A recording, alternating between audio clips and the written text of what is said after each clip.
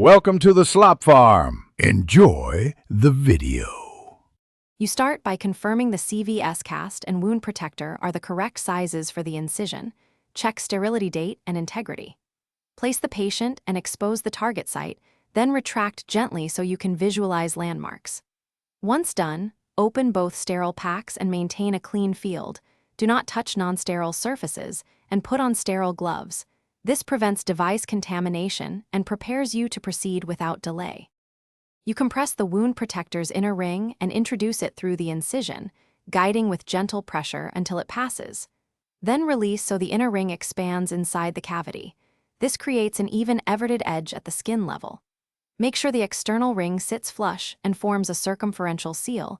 This protects margins from contamination. Once done, align the CVS cast's intended entry point with the protector's central aperture for a smooth next step. You advance the CVS cast straight through the wound protector, keeping axial alignment to avoid tearing the protector ring. Insert until the cast seats securely, then apply any fixation mechanism the cast requires, clips, sutures, or adhesive, so it won't migrate. Once done, inspect the seal and surrounding tissue. If you see leakage, loss of everted edge, or slippage, stop, re-evert the protector ring and reseat the cast. This troubleshooting preserves wound protection and device function. Thanks for watching. Consider subscribing if we helped you today.